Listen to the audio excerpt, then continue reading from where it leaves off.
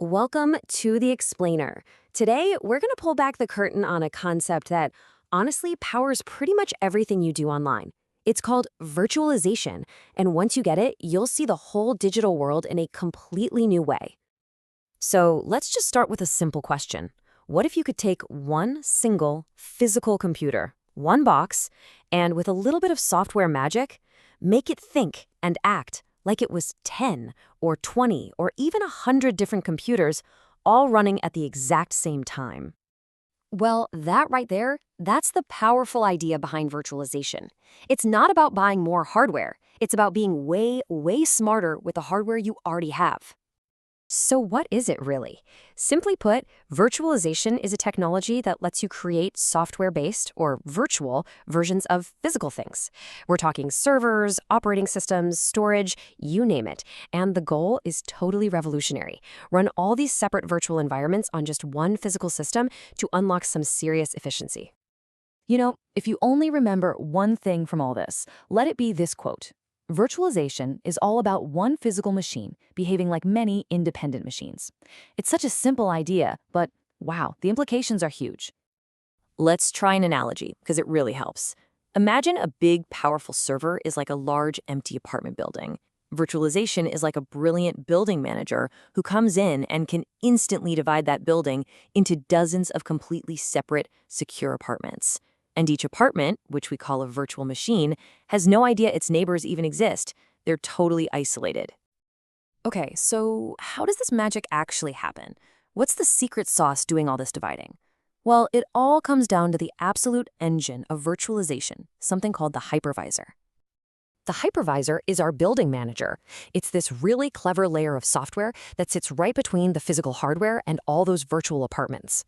Its main job is to manage all the real resources, the CPU, the memory, the storage, and hand them out to each virtual machine as it needs them.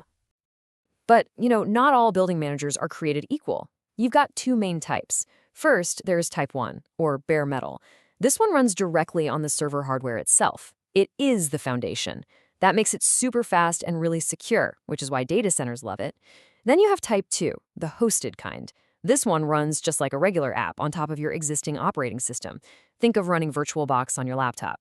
It's way easier for you and me to use, but, well, that extra layer kind of slows things down.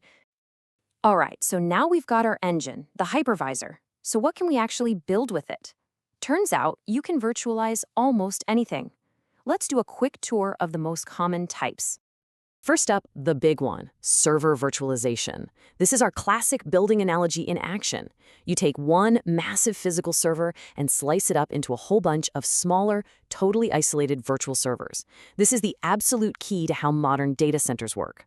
Then there's desktop virtualization. Ever worked from home?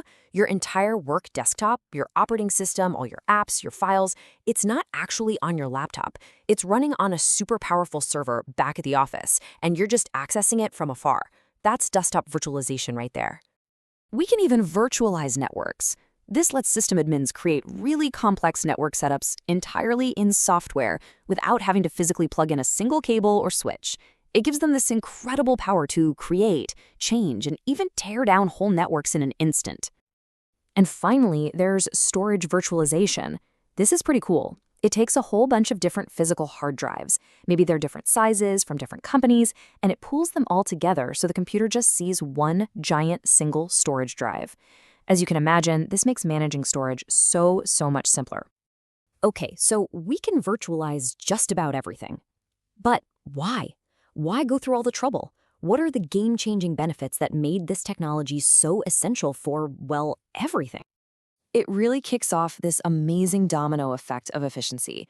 When you consolidate servers, you just need fewer physical machines. Right away, that means you're spending way less on power, on cooling, on physical space. Plus, you're actually using the hardware you have instead of letting it sit idle. And the flexibility, it's a total game changer. You can spin up a new server for a project in minutes and just as easily make it vanish when you're done. Okay, but to really squeeze out every last drop of performance, there's one more critical detail we have to get into.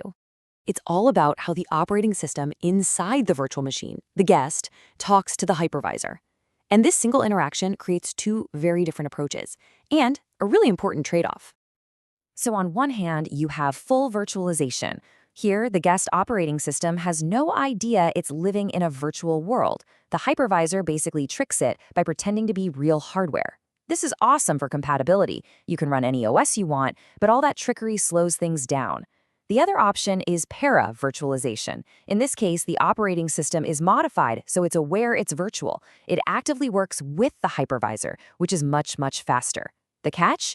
You need a special OS designed for it. So it's that classic trade-off. Do you want maximum compatibility or maximum speed?